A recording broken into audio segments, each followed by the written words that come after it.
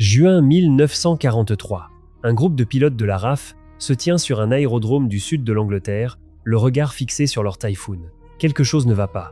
Vissés sous chaque aile, 4 tubes d'acier brut, chacun se terminant par une ogive trapue de la taille d'un petit enfant. On leur a dit « ce sont des roquettes ». Elles ressemblent à des tuyaux de plomberie arrimés à un chasseur. Un pilote pose la question qui s'impose.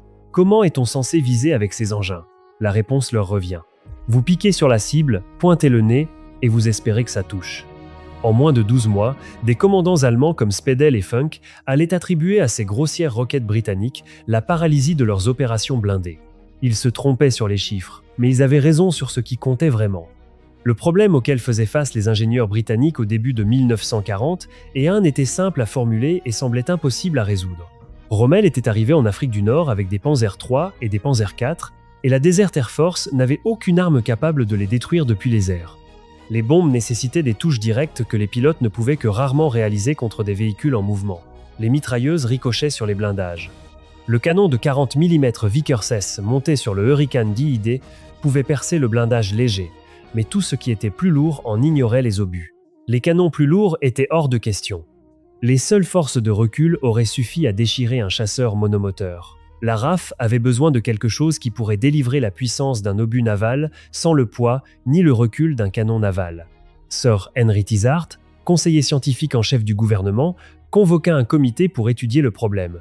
La solution vint de Fort Alstead dans le Kent, où le Projectile Development Establishment travaillait sur des roquettes depuis le milieu des années 1930. Le raisonnement était d'une élégante simplicité.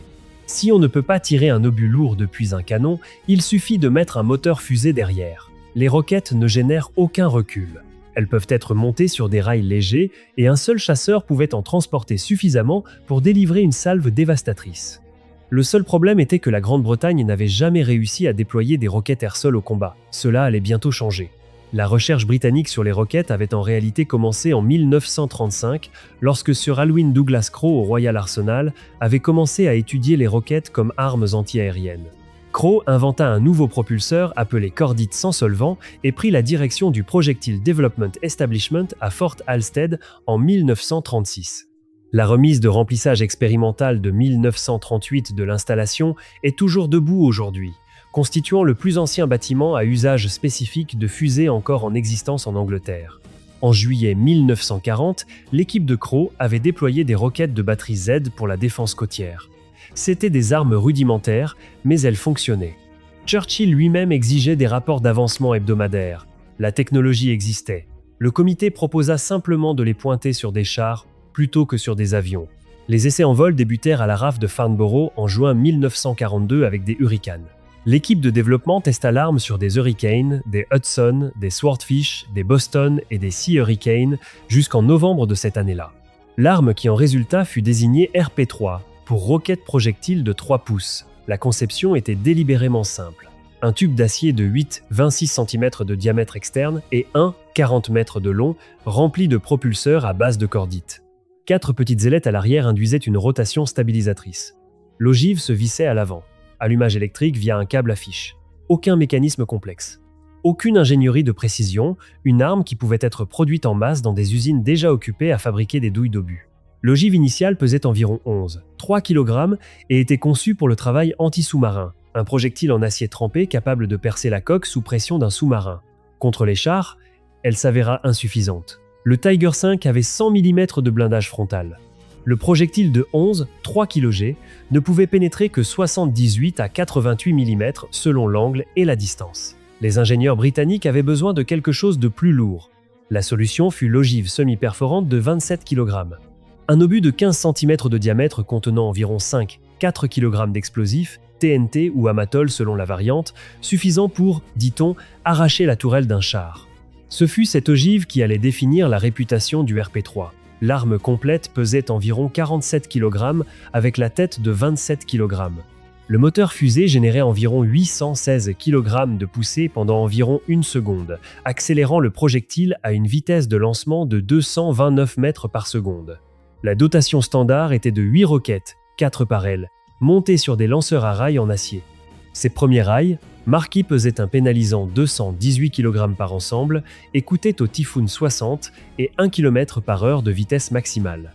L'avion traînait essentiellement l'équivalent d'une petite voiture en acier à travers le ciel. Plus tard, des rails Mark III en aluminium réduisirent ce poids de moitié, mais la pénalité restait significative. Un Typhoon portant 8 roquettes de 27 kg délivrait l'équivalent en souffle d'une bordée d'un croiseur léger, soit 43, 5 kg d'explosifs en une seule passe. L'impact psychologique de cette puissance de feu, arrivant avec un rugissement caractéristique à basse altitude, était énorme. Mais il y avait un problème qui allait hanter l'arme tout au long de son service. Personne ne pouvait toucher quoi que ce soit avec elle. Les pilotes visaient à l'aide du viseur réflecteur GM2 standard, modifié avec une ligne de visée abaissée pour tenir compte de la trajectoire de la roquette. En théorie, on piquait à environ 60 degrés. On plaçait la cible sur le viseur et on tirait. En pratique, l'arme était d'une imprécision presque comique. Les roquettes avaient une chute gravitationnelle significative, une grande sensibilité au vent de travers et une dépendance extrême à l'angle de piqué précis et à la vitesse de largage. Les essais enregistrèrent une dispersion moyenne de 4, 1 mètre à 305 mètres, soit environ 0,8 degrés d'écart angulaire. Mais les véritables facteurs de destruction de la précision étaient le dérapage latéral et le facteur de charge. Les tests de la RAF avertissaient que 4 degrés de dérapage latéral pouvaient décaler l'impact d'environ 45 mètres à des distances de combat. Un instant de stress ou un léger relâchement des commandes pouvait disperser les roquettes sur tout un champ. Le RP-3 tira son premier sang en mer, pas sur terre. Le 23 mai 1943, un Swordfish du 819 escadron naval attaqua le Youssef 152 avec des roquettes équipées de têtes en fonte solide. L'une d'elles perça proprement la coque sous pression du sous-marin. Incapable de plonger, l'équipage s'aborda. 5 jours plus tard, un Hudson du 608 escadron détruisit un autre sous-marin exclusivement par tir de roquettes en Méditerranée. Les essais avaient révélé une propriété remarquable. Les roquettes tirées à des angles rasants remontaient dans l'eau, perçant les coques sous la ligne de flottaison. Cela rendait les flak-boots dans le golfe de Gascogne intenables. La transformation en attaque au sol commença avec le Typhoon. Cet avion était entré en service à la un 9-4-1 comme intercepteur à moyenne altitude. Mais il était tourmenté par des grippages moteurs, des ruptures fatales de l'empennage et des fuites de monoxyde de carbone dans le cockpit qui tuaient les pilotes en vol. Il fut sauvé de l'annulation par une seule vertu. C'était le seul chasseur de la RAF suffisamment rapide à basse altitude pour rattraper le Focke-Wulf 190. Fin 1942, l'emport de bombe en fit une plateforme d'attaque au sol. Les premiers essais de roquettes sur Typhoon eurent lieu en juin 1943 et en octobre, le 181 escadron effectua les premières attaques opérationnelles aux roquettes sur Typhoon, frappant la centrale électrique de Caen le 25. Pour le jour J, la 2 Forces aériennes tactiques alignait 18 escadrons opérationnels de Typhoon, dont 11 armés de roquettes. Avant de voir comment ces roquettes ont performé au combat, si vous appréciez cette plongée approfondie dans l'ingénierie britannique, abonnez-vous. Ça prend une seconde, ça ne coûte rien, et ça aide la chaîne à se développer. Très bien, voyons maintenant ce qui s'est passé quand le RP-3 a rencontré les blindés allemands en Normandie. Les Britanniques développèrent un système tactique appelé le K-Branc, c'est dire la file de taxi. Les Typhoon effectuaient des patrouilles en attente à environ 3000 mètres au-dessus des lignes de front. Les contrôleurs aériens avancés, généralement un pilote expérimenté au combat associé à un officier de l'armée, se déplaçaient avec les troupes et véhicules de tête équipés d'une radio VHF. Lorsqu'ils identifiaient une cible, ils la marquaient avec des obus fumigènes colorés et appelaient les avions en piqué. Pendant qu'une patrouille attaquait, une autre était déjà en approche et une troisième faisait le plein. Le délai de réaction fut réduit à environ 30 minutes. Les commandants au sol disposaient d'une artillerie à la demande avec la puissance d'une bordée navale. Le 10 juin 1944, les renseignements ultra révélèrent l'emplacement du quartier général du groupe blindé Ouest au château de Laeken. C'était la seule organisation allemande à l'ouest capable de coordonner plusieurs divisions Panzer. 42 Typhoon tirèrent 136 roquettes pendant que 61 Mitchell larguèrent 536 bombes. La frappe tua 18 officiers d'état-major dont le chef d'état-major blessa le commandant et détruisit 75% des équipements de communication. Le quartier général ne fut plus opérationnel pendant 3 semaines. À la période la plus critique de la campagne de Normandie, les pertes alliées étaient nulles. Le 17 juillet, des Typhoons mitraillèrent un convoi au sud-ouest de Caen. Parmi les véhicules se trouvait la voiture de l'état-major du maréchal Rommel. Rommel souffrit d'une fracture du bassin, de la mâchoire et des côtes. Le plus célèbre commandant allemand en France fut effectivement mis hors de combat par une rencontre fortuite avec des chasseurs armés de roquettes. Puis vint Mortain, le 7 août 1944. Hitler ordonna au 47 Corps Panzer, élément de 4 divisions Panzer avec environ 177 chars et canons d'assaut, de contre-attaquer en direction d'Avranches. L'objectif était de couper la percée de Patton et de restaurer la ligne allemande. C'était la plus grande offensive blindée allemande depuis les premières contre-attaques du jour J. Le brouillard matinal se leva à midi, et une patrouille de 2 Typhoons repéra une colonne blindée de 8 km de long se dirigeant vers l'ouest. En quelques minutes, le système du Cap Rank s'activa. Des avions qui patrouillaient paisiblement au-dessus des nuages plongèrent en hurlant sur les blindés allemands. Ce qui suivit fut connu comme le jour du Typhoon. 294 sorties, 288 roquettes tirées, 80 tonnes de bombes larguées. Les pilotes revendiquèrent 84 chars détruits et 38 probables. Les attaques se poursuivirent jusqu'à ce que l'obscurité rende de nouvelles opérations impossibles. Le chef d'état-major de l'armée allemande signala que l'attaque avait été stoppée net à 13-0 par les chasseurs bombardiers. La contre-offensive ne se releva jamais. Eisenhower lui-même déclara que le principal mérite pour avoir brisé la pointe de lance de l'ennemi devait revenir au Typhoon à roquettes. Des équipes de recherches opérationnelles allaient ultérieurement parcourir le champ de bataille et constater que les pertes effectives en véhicules causées par les roquettes étaient bien inférieures aux revendications des pilotes, un point sur lequel nous reviendrons. Voilà où l'histoire se complique. Après la bataille, des équipes de recherches opérationnelles britanniques parcoururent le champ de bataille et examinèrent les véhicules détruits pour déterminer les causes réelles de destruction. À Mortain, sur 78 véhicules blindés allemands trouvés détruits, seulement 9 étaient attribuables à une attaque aérienne contre des revendications de pilotes de 252 chars détruits. Le facteur de surestimation était d'environ 15 à 25 fois. Dans la poche de Falaise, où les pilotes de Typhoon revendiquaient des centaines de chars, les équipes ne trouvèrent que 17 véhicules détruits par roquette, sur 344 chars et canons automoteurs récupérés. Le test le plus accablant eut lieu dans des conditions idéales de temps de paix. Pas de tir anti-aérien, pas de stress de combat, météo dégagée, cible immobile. 4 Typhoons tirèrent leurs 64 roquettes sur un char, Panther repeint spécialement pour l'essai. Seulement 3 touchèrent. Soit un taux de précision de 4, 69% dans les meilleures conditions possibles. Dans un combat réel, les conditions étaient de façon catastrophique bien pires. Selon un rapport conjoint de recherche opérationnelle, la probabilité de toucher une cible de la taille d'un char par roquette était d'0,5%. Pour atteindre 50% de chances de marquer au moins une touche, il fallait 140 roquettes issues de 18 sorties. L'estimation communément citée est qu'environ 800 roquettes étaient nécessaires pour toucher un seul char dans les conditions de combat réel. Alors les roquettes étaient-elles inutiles ? La réponse est plus intéressante qu'un simple non. Le témoignage allemand est accablant sur un point. L'effet psychologique était dévastateur. Le général Geir von Schweppenberg dit à ses interrogateurs américains que les avions britanniques à roquettes avaient stoppé la contre-attaque à Avranches, pas la 30e division d'infanterie américaine. Le général Speidel écrivit que les opérations blindées avaient été totalement sabotées exclusivement par les forces aériennes alliées. Rommel lui-même avait signalé à Berlin le 12 juin qu'il était rendu extraordinairement difficile et en partie impossible de conduire des opérations. Un grenadier Panzer SS, nommé Werner Weber, se souvint des attaques de Typhoon au sud d'Arnhem. Nous avions 4 chars Tiger et 3 chars Panther, mais ensuite les Typhoons ont lancé ces roquettes sur nos chars et les ont tous les 7 mises en pièces. Et nous avons pleuré. Que les chars de Weber aient réellement été détruits par des roquettes ou abandonnés par leurs équipages importe moins que ce que ce témoignage révèle. Les soldats allemands croyaient sincèrement que le RP-3 pouvait anéantir les blindés lourds. Cette croyance changea leur comportement.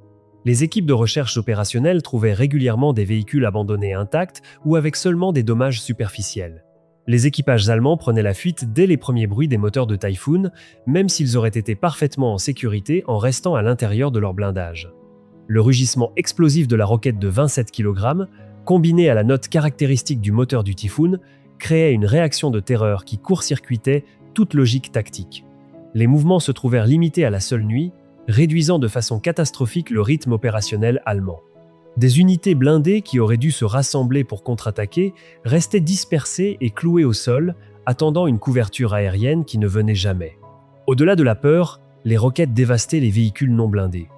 Camions-citernes, camions de munitions, colonnes de ravitaillement, voitures d'état-major et les transports hippomobiles sur lesquels l'armée allemande s'appuyait encore. À la poche de Falaise, le commandant d'escadre Desmond Scott décrivit le carnage. La route était entièrement embouteillée de véhicules ennemis, chars, camions, half-track. Même des chariots tirés par des chevaux et des ambulances pare-choc contre pare-choc. En quelques secondes, tout ce tronçon de route était en flammes et en feu. La destruction de la chaîne logistique priva les chars de carburant et de munitions. Le général Eberbach reconnut que les pertes de chars dues au manque de carburant étaient plus importantes que celles causées par toutes les armes ennemies combinées. Les roquettes n'avaient pas besoin de percer le blindage. Elles avaient seulement besoin de détruire les camions-citernes qui maintenaient les panzers en mouvement. Le RP-3 resta en service britannique pendant plus de 2 décennies. Des stocks de guerre considérables le maintinrent sur les avions de première ligne lors de la transition de l'hélice au réacteur. Il arma les Vampires, les Venom, les Meteor, les Sea Fury et les Hawker Hunter. La Royal Australian Air Force l'emportait sur ses Meteor en Corée. La Royal Navy le tirait depuis ses Sea Fury lors du même conflit. L'utilisation au combat se poursuivit lors de l'urgence de Malaisie, de la guerre de Corée et de la crise de Suez. L'arme engendra également des descendants directs. Le triple XRP assemblait 3 moteurs derrière une seule ogive de 81 kg pour le Sea Fury. L'Uncle Tom utilisait 6 moteurs derrière un ensemble de 454 kg conçu pour percer les ceintures de blindage des navires. La chaîne évolutive du RP-3 à l'Uncle Tom, puis au missile guidé Red Angel, retrace la transition des armes antinavires non guidées vers les armes guidées dans la marine royale d'après-guerre. Le dernier déploiement majeur de l'arme eut lieu lors de la rébellion d'Aden en 1964, quand des Hunter FGA-9 effectuèrent 642 sorties et tirèrent 2580 roquettes contre des rebelles soutenus par le Yémen. Les frappes inclurent la destruction du fort Tarib, démontrant que l'arme restait létale contre les fortifications fixes, même si les chars avaient toujours été au-delà de ses capacités. Le RP-3 resta officiellement en service britannique jusqu'à la fin des années 1960, la plupart des sources citant sa durée de service comme allant de 1943 à 1968. Il fut remplacé par des roquettes françaises SNEB en Matrapods, plus petites et plus précises, suivant la philosophie de conception inaugurée par le R4M allemand. Le HVAR américain atteignait une vitesse presque 2 fois supérieure et une meilleure précision grâce à un propulseur supérieur à 1530 km/h contre environ 1105 pour le RP-3. La trajectoire plus tendue améliorait significativement la précision. Ces 805 km/h étaient rapides, mais loin d'être supersoniques. Plus d'1 million de HVAR furent produits pendant la guerre, dépassant de loin la production britannique. Pourtant, la roquette britannique emportait une ogive plus lourde avec 35% de puissance explosive supplémentaire, délivrant un effet de souffle plus important par coup. Les roquettes soviétiques RS-4-22 étaient minuscules en comparaison, n'emportant que 4 kg d'explosifs contre 4 kg pour le RP-3. L'arme britannique délivrait plus de 13 fois plus d'explosifs par roquette. Les pilotes soviétiques considéraient leurs roquettes inefficaces contre les blindés et préféraient le tir de canon. Les données d'essai étaient encore plus sombres que les résultats britanniques, le RS 1-3-2 enregistrant 0 touche en 134 tirs lors d'un essai. Les roquettes allemandes arrivèrent trop tard pour avoir un impact. La Werfer-Granate 21 fut adaptée de lanceurs terrestres pour un usage RR contre les formations de bombardiers, pas pour l'attaque au sol. L'innovant R4M prit l'approche opposée à celle du RP-3, tirant des salves de minuscules roquettes de 4 kg à haute vélocité. Il n'apparut qu'en décembre 1944, avec moins de 50 000 unités produites. Le concept allait s'avérer influe après la guerre, mais n'eut aucun impact sur les combats. Le RP-3 ne fut jamais le chasseur de chars de précision de la légende. Les recherches opérationnelles d'après-guerre le prouvèrent sans aucun doute. Il était quelque chose de plus utile encore. Une arme qui pouvait être produite en masse à faible coût, montée sur des chasseurs existants sans modification, et délivrée avec assez de bruit et de fureur pour paralyser une force blindée entière. Les statistiques disent qu'elle ne touchait presque rien. Les généraux allemands disent qu'elle les stoppa net. Les deux affirmations sont vraies. La grossière roquette britannique n'avait pas besoin de détruire des chars, elle avait seulement besoin de faire croire à leurs équipages qu'elle le pouvait. C'était suffisant pour changer le cours de la guerre en Normandie. Ils ne construisirent pas une arme de précision, ils construisirent quelque chose de bien plus redoutable.